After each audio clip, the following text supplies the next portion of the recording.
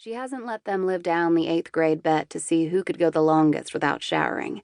They ignore her, so she decides to pester Lily instead. "Like you'd pass up the chance to shower with Isaac," she says. Lily's narrowed eyes are still on him as he flops into his seat at the table by the window, the one that all the Stoners claimed at the beginning of the year and no one had the guts to oust them from. "Is there a pre-rinse involved?" Lily asks, and Brooke busts out laughing. "Oh my God, you whore!"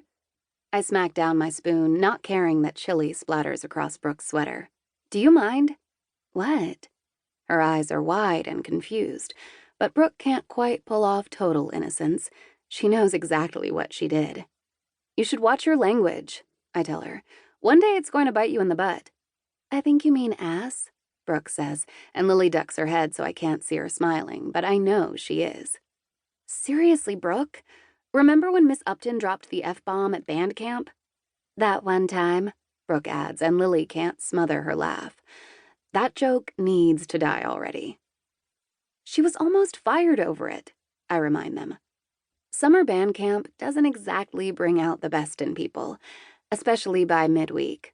Hauling heavy instruments in 100-degree weather, blowing every breath you've got into music you haven't learned yet, and fresh breakouts around your lips as your mouthpiece jams every drop of sweat right back into your pores makes you cranky. It's not ideal, but it still wasn't okay for the flag instructor to toss out the big no-no when a girl lost her pole grip and Miss Upton took one in the face. "I think you'd swear if your nose was broken too," Lily says. She sneaks a glance at me and adds, "Maybe." "Yeah, and anyway, she didn't actually say fuck," Brooke goes on, ignoring my wince. "It was more like..." She dumps some milk into her palm, huffs it up her nose, covers her face with her hands, and makes an inarticulate noise that might or might not be a swear.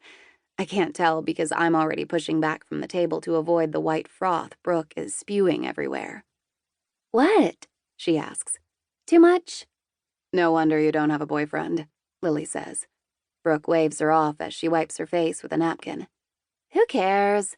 Unlike Sasha, I can survive without a boner. And there it is. At least once a week. Why couldn't I date a drummer?" I wad up my own napkin, tossing it into my chili, where it immediately starts to soak up grease and sink. "Seriously, why are we even friends?" Brooke stops laughing, managing to look dignified even with twin rivers of milk flowing from her nostrils.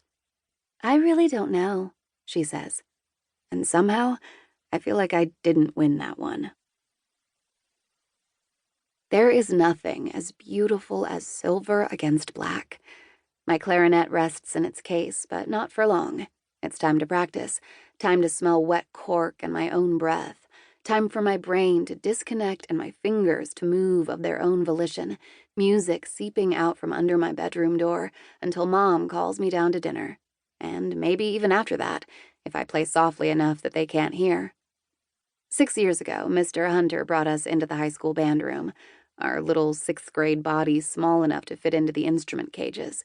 He showed us every instrument, played a B-flat major scale on each one, sent little slips home to our parents explaining financing options and the pros and cons of new versus used. I knew what I wanted even then. An unswerving dedication fired in my soul at the sight of the clarinet. I'm not like Lily, who started out on trumpet, said it hurt her lips too much, and tried a sax, flaked out and switched over to the flute, which she stayed with for 2 years. But I've seen her casting looks at the oboes lately. I'm not like Brooke, either, happy to stand in the back and hit bells, drums, timpani, freshman, anything that gets close to her mallets. They chose music because we always did things together, from dressing up like triplet bunnies at Halloween to making a pact that our boyfriends always had to get along with one another or it was a deal breaker. Lily's talents extended from the orchestra pit to the stage, even if she had yet to snag a lead role, while Brooke had transposed her penchant for hitting things into a decent softball career. Me? I live by one thing, and I do it well. I snap the joints together and tighten the ligature, ignoring the slight scream in my wrist as I do.